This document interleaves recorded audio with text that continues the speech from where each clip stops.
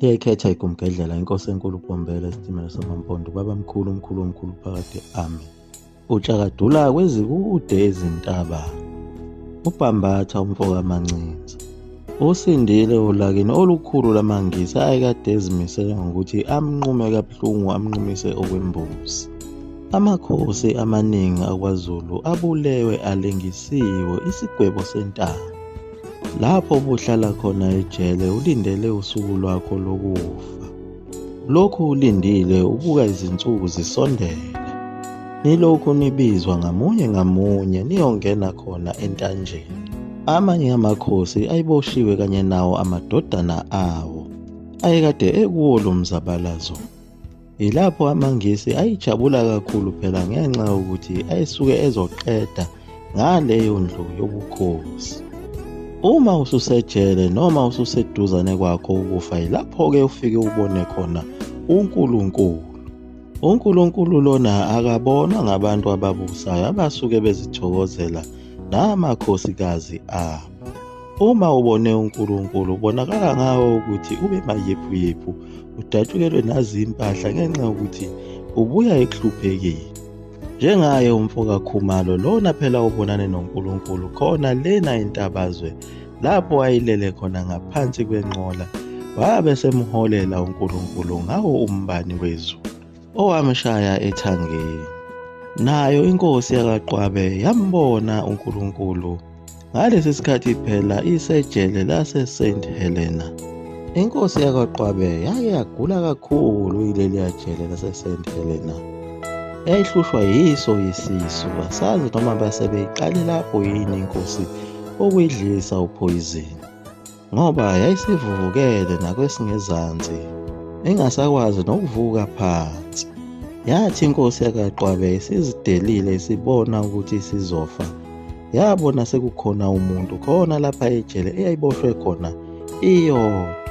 Le ndoda okwakungaziwa ukuthi yayingene ngaphi lapha ejele ngoba phela kwakukhiyiwe, eyayigqoke izingubo ezinde ezimhlophe ezazifika emaqakaleni.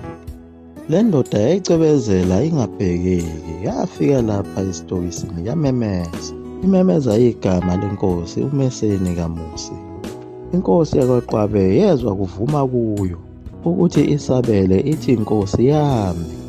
Yabe isithi le ndoda, yebo ngiyakubona ukuthi uyagula kakhulu, kodwa kulokhu kugula kwakho ngeke welashwe imithi yabelungu kanye nemithi yesintu, kodwa uzolashwa izwi likaJehova kuphela. Inkosi yakwaQwabe yajabula kakhulu ukuzwa lokhu ukuthi phela isizosinda kulolu sizo olungaka njengoba igulela ejele. Yabe isiphinda ibuza le ndoda kwinkosi yakwaQwabe ukuthi uma sengikusizile lapha kulokhu kufa okuphethe uyonginikani? Yaphendula inkosi yakwaQwabe ngokuthi, inkosi ngiyokunika indodana yami nendodakazi yami. Esho undodana wakhe uMavutho kanye nendodakazi yakhe uSizakele. Le ndoda yaphinde yathi enkosini, uyafisa yini ukuthi kukhombise izingane zakho ezihluphekayo? Yavuma inkosi, wabe sethi bheka phambi kwakho. Yabe isiyabheka inkosi lapho yabona khona abantu abaningi, abantwana besilisa nabesifazane babeza kuye behlabelela isihlabelelo esimnandi, bonke begqoke izingubo ezimhlophe. Amantombazana ayimbozile emakhanda ngendwangu emhlophe.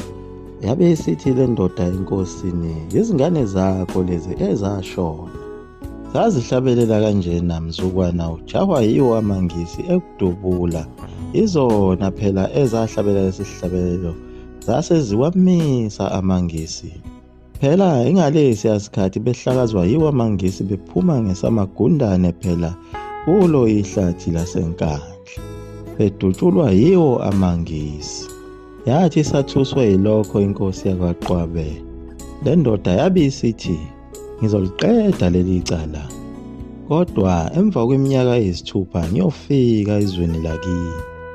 Yabe isibuza inkosi yakwaQwabe ukuthi, Nkosi, ngiyokubona ngani uma usufikile?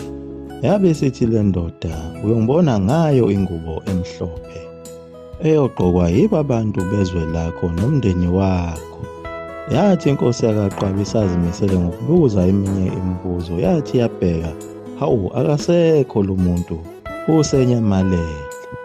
Yamangala kakhulu inkosi yakwaQwaba, yabe isithi, hawu, inkosi yasezulwini. Iboshiwe inkosi isesiqhingini ejele eSt Helena. uSt Helena phela uye umama kaConstantine, umbusi omkhulu waseRome, okunguyena owaba umsunguli wenkolo yeChristianity. Phela zonke lezi qhwaga zaseRome nase-Italy, onina laba babezibeka ezikhundleni phela babizwe ngosaint. Bethi phela bangcwele ngakho ukuzala lezi qhwaga ezazingababulali abakhulu abagqilaza amakholwa kaNkulunkulu. Nangempela kwaba njengako kusho kwayo le ndoda ekade ifikile lapha yengubo emhlophe eshaya emaqakaleni ecebezelayo engabhekeki nakubhekeka. Njengoba inkosi yayisivukile okhukhwini lokufa, yaphuthuma khona endlini yangasese. Ilapho kwabhodloka khona kwaphuma lobubuthi okade bugqilaza inkosi. Yathi silele futhi ebusuku inkosi labuye lafika futhi lelizwi lale ndoda. Lathi kuyo inkosi izodedelwa emveni kweminyaka eyisithupha. noNkulunkulu uzofika emzweni wayo inkosi, abuthe amathambo abantu benkosi abafele kuzo lezi zimpi zikaBhambatha, ayowageza. Inkosi yabuza khona lapho ukuthi ngiyobona kanjani uma lokhu sekwenzeka na? Lathi izwi, uyobona ngento emhlophe ifika. Nangempela kwaba njengayo igama lenkosi eyayisuka ezulwini eyayiveza kuyo inkosi yakwaQwaba ejele eSt Helena. Yafika yona lento emhlophe eyayishiwo yiyo lenkosi. Wafika phela uKing George wesihlanu, owayesanda kugcotshwa phela ehlale esihlalweni emva kokukhothama kwayo inkosi yamaNgisi indlovukazi uQueen Victoria. Eyafika yathi ayikhululwe lenkosi ejele iphinde ibuyiselwe esihlalweni sayo sobukhosi. Nangempela bayidedela-ke abelungu inkosi yakwaQwaba yabuyela ezweni lakubo eMthandeni, lapho indawo yayo eyayisidliwe khona yanikwa phela abantu bakwaNgubane bayo inkosi uSibindi Ngubane. Zasabalala kulo lonke izwe izindaba zokubuya kwayo inkosi uMeseni kaMusi iphila. Ilapho-ke kwathi makufika kuwo amaNgisi ayiphethe khona iNatal angakuthandanga khona lokho kwakwenziwe inkosi uKing George. Yikho phela lapha bagcina sebefuna ukuyibulala khona esigodlweni sayo inkosi, lapho eyasindiswa khona yiyo le ndoda eyayikade ifikile ejele eSt Helena eyayimbethe izingubo ezimhlophe. Lapho yathi le ndoda ayime khona lapho ekhona inkosi ngaphansi kwesihlahla, lapho abelungu bengayiboni, bedubula umuzi wayo bezitshela ukuthi iphakathi endlini, baqede bayishisa. Uma sebezwa futhi ukuthi inkosi isindile kanti laphayana, ilapha bathatha khona isinqumo sokuthi bayidingise. Ilapho abayidingisela khona endaweni yaseMzimkhulu iminyaka engu-15, endaweni yenkosi uBhekameva Cele engase-St Faith. Zonke lezi ndaba inkosi yakwaQwaba yafika yazixoxela umndeni wayo, nalapho isihleli khona lapho yayidingiselwe khona ayifika amakhosikazi ayo ezoyibona.